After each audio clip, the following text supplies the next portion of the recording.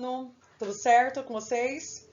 Espero que sim. Vamos lá, né, para mais uma semana de aulas de literatura, de arte, de outras matérias também. Espero que vocês estejam muito bem, né, se protegendo, ficando em casa, estudando bastante, né, porque mesmo com todas as dificuldades, a gente tem que seguir firme e forte, né? Não deixam que essa vontade de vocês desapareça, tudo bem? Então vamos lá para falar mais um pouquinho sobre as fases de produção do escritor Carlos Drummond de Andrade, né? Hoje eu já começo a falar um pouco também sobre a última fase, a terceira e última, né? Que vocês vão ver que tem uma divisão bem interessante. Mas antes, como eu tinha dito na última aula, eu volto, né, para a gente poder fazer a leitura de mais alguns poemas da linha social desse autor, tá? Então hoje, especialmente, né, nós falamos um pouquinho mais e analisamos alguns outros poemas que fazem parte da Antologia Poética, que é o livro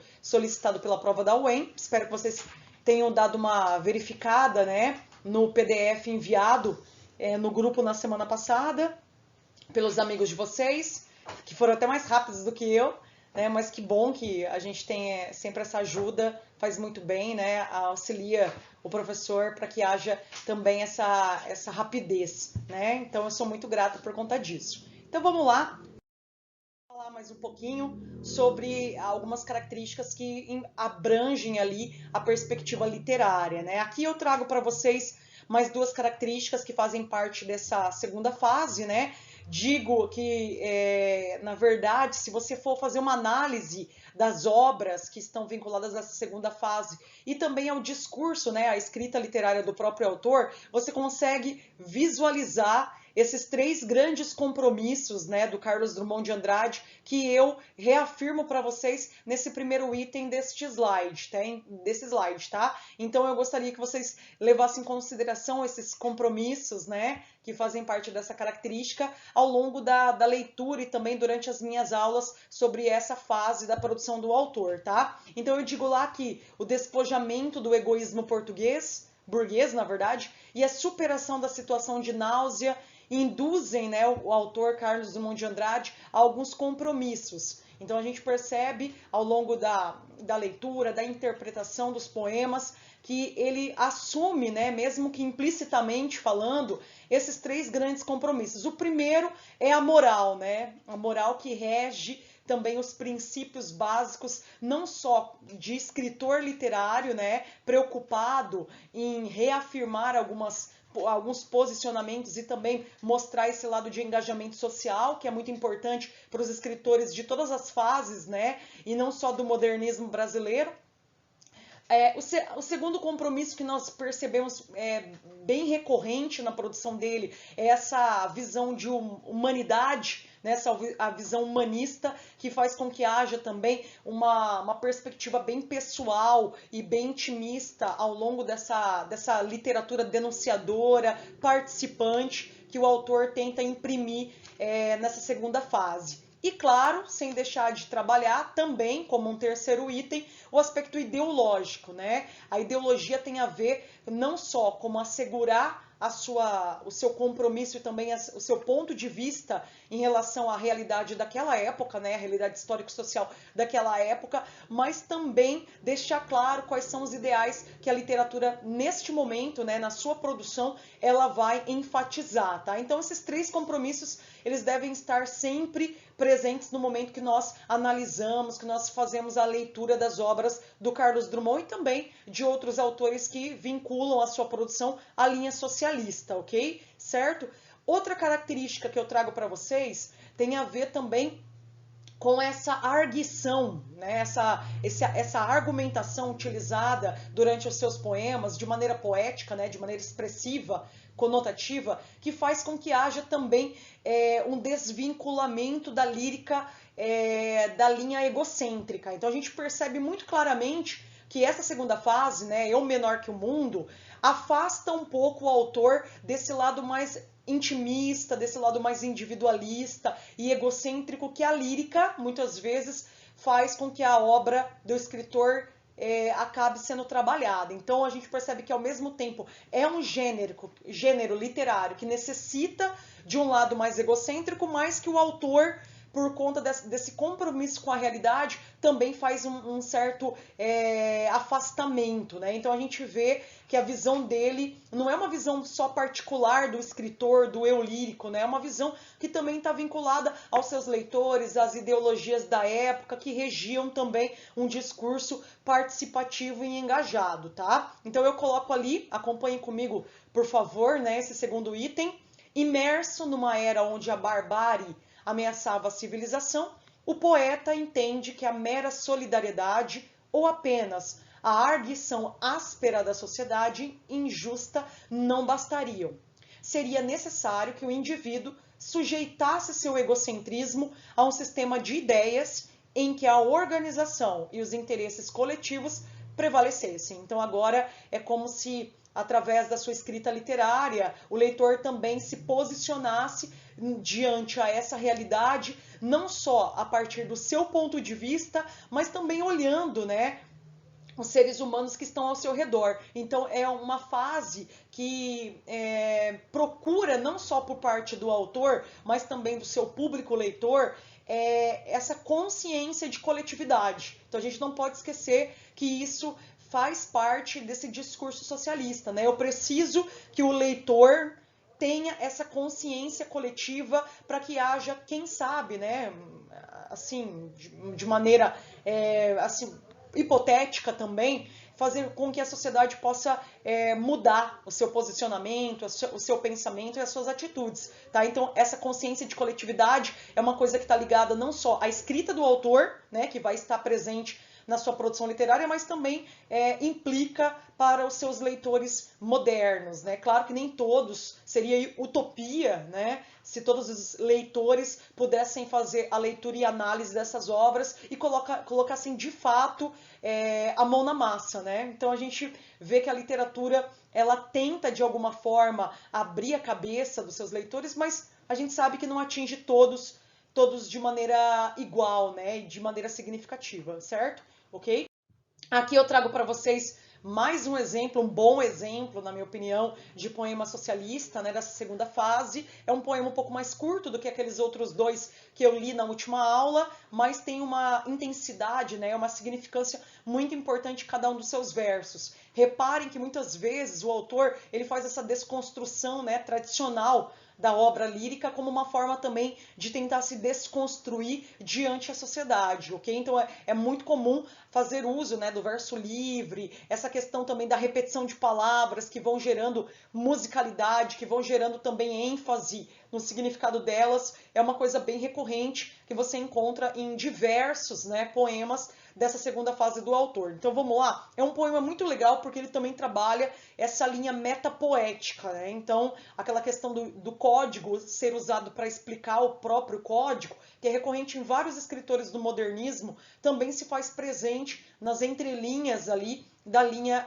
social, certo? Então não é porque ele vai trabalhar uma temática socialista que ele não pode trabalhar uma outra temática também implicada nessa. Então a gente vê que é um poema que trabalha ao mesmo tempo essas duas vertentes que são comuns na escrita literária desse autor e também de outros grandes autores da literatura brasileira, certo? Então vamos lá, Mãos Dadas. Eu acho que isso é um título que representa bem essa consciência de coletividade que a professora falou agora há pouco, né? Então, por isso também que eu escolho, né, dentre vários outros poemas, porque é difícil escolher poemas do Carlos Drummond de Andrade, eu tenho que, eu fico realmente preocupada na hora que eu vou escolher um ou outro poema para mostrar para vocês, porque todos são bons, vale muito a pena fazer a leitura, né, da antologia poética, ok? Olha lá, Mãos Dadas. Não seria o poeta de um mundo caduco, né? Então eu me nego, né, essa negação que a gente tem, o famoso niilismo que a professora também comentou, que é presente na obra do Carlos Drummond, nas suas implicitudes também, é uma negação daquilo que te representa como alguém que não é consciente da própria realidade. Tá? Então essa é a negação que ele faz aqui, né? Não seria o poeta de um mundo caduco, também não cantarei o mundo futuro, porque vocês concordam comigo, né? Para ter o futuro, eu preciso viver o hoje, eu preciso me preocupar com as coisas que estão acontecendo no agora. Porque como eu quero viver um futuro se as coisas agora não estão bem construídas, não estão bem desenvolvidas e os problemas ainda fazem parte da nossa realidade. Estou preso à vida e olho os meus companheiros. A questão do companheirismo tem a ver também com o olhar de coletivo, né, de sociedade. Então, eu estou preso à minha realidade e, ao mesmo tempo, não me distancio dela, porque eu consigo visualizar essa questão social, né? Eu consigo ver o outro também como integrante dessa sociedade, como alguém que merece também o olhar de cada um de nós, certo? Estão taciturnos, estão perdidos, mas nutrem grandes esperanças. Então, ao mesmo tempo que a gente vê essa questão da desesperança, tem o contrário, né? Tem a antítese também da esperança que rege uma possibilidade de melhoria e, quem sabe, né, garantir um futuro promissor. É o sonho, né? É a utopia, certo? Entre eles, considero a enorme realidade. O presente é tão grande, não nos afastemos. Eu acho que esse verso é o mais incrível que o poeta Carlos Drummond já escreveu, tá? Eu acho que ele resume todas as características que a professora trabalhou com vocês ao longo dessas aulas, né? Então, não nos afastemos, não nos alienemos, né? Alienamos, na verdade, desculpa o errinho ali, alienamos diante de uma realidade que é opressora, uma realidade que é cruel com os mais pobres, né? Que é cruel com quem passa necessidade, tudo bem? Então é isso, não nos afastemos dessa realidade, precisamos construir a realidade hoje para que possamos ter, quem sabe, um futuro melhor, né? Não nos afastemos muito, vamos de mãos dadas, né? Olha a coletividade, essa consciência tão forte de engajamento social, né? Então vamos nos unir, porque é através da união que nós podemos construir algo novo e algo melhor, né? Não serei o cantor de uma mulher, então eu não serei um romântico nato, né? Que fica idealizando uma musa inspiradora de uma história apenas. Não direi os suspiros ao anoitecer, a paisagem vista da janela. Então ele está tentando desconstruir aquela ideia romântica, né? Que há muito tempo prevaleceu durante a literatura e a realidade brasileira do século XIX, né? Então agora eu preciso me distanciar daquilo que é devaneio, né, daquilo que é simplesmente sonho, para realmente tratar de coisas reais, de coisas concretas. Não distribuirei entorpecentes ou cartas de suicida. Tá? Entorpecentes poderia ser várias questões, não é um entorpecente como droga, né? É a própria literatura, em um determinado momento de alguns movimentos, ela foi entorpecente da realidade, ela fez com que a realidade se tornasse alienante, alienadora, certo? E não construísse realmente essa visão mais próxima da realidade. Não fugirei para as ilhas, nem serei raptado por serafins, por anjos, né?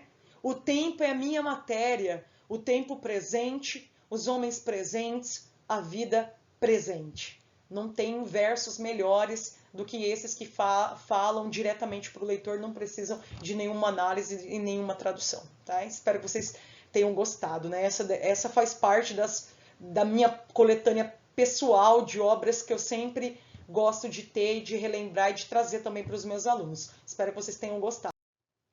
Outro grande poema dessa linha social, que eu também não posso deixar de ler e interpretar aqui com vocês, que também dá o nome de uma obra importante, né, publicada pelo autor em 1940, que é a coletânea de poemas, que eu comentei também nas últimas aulas, Sentimento do Mundo, né, que foi uma das primeiras coletâneas que ele publicou e que inaugurou também essa fase socialista do autor, né, essa fase Eu Menor que o Mundo, ok? Então eu trago para vocês também uma bela ilustração desse poema que também traz título à obra, né? Então, Sentimento do Mundo.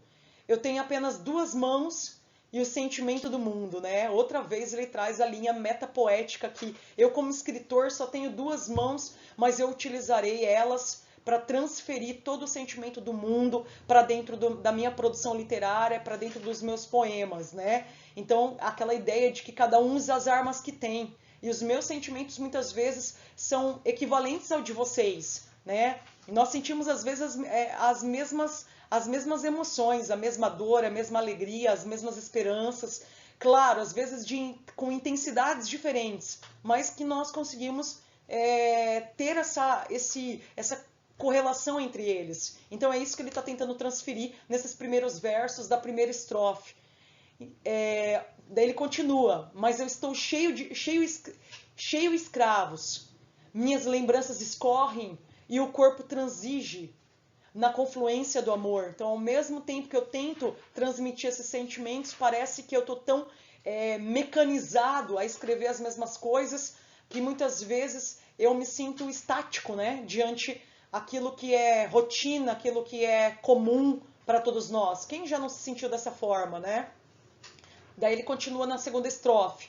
Quando me levantar, o céu estará morto e saqueado. Reparem que ele usa o famoso encavalgamento sintático, né? Que era uma técnica típica dos parnasianos, que como um bom escritor da segunda fase do modernismo, né? Com certeza ele pode trazer para ser utilizada na sua produção poética, ok? Então a gente tem que fazer aquele encadeamento, né, sintático entre os versos para criar uma fluência melhor no momento de ler e também analisar. Então, quando me levantar, o céu estará morto e saqueado, eu mesmo estarei morto, morto meu desejo, morto o pântano sem acordes. Essa questão da desesperança, né, gente? Então, na verdade, são várias metáforas que ele utiliza ali para dizer que quando você acordar dessa ingenuidade, desse sonho, né, dessa rotina que faz com que você não pense em mais nada, pode ser que você já tenha morrido.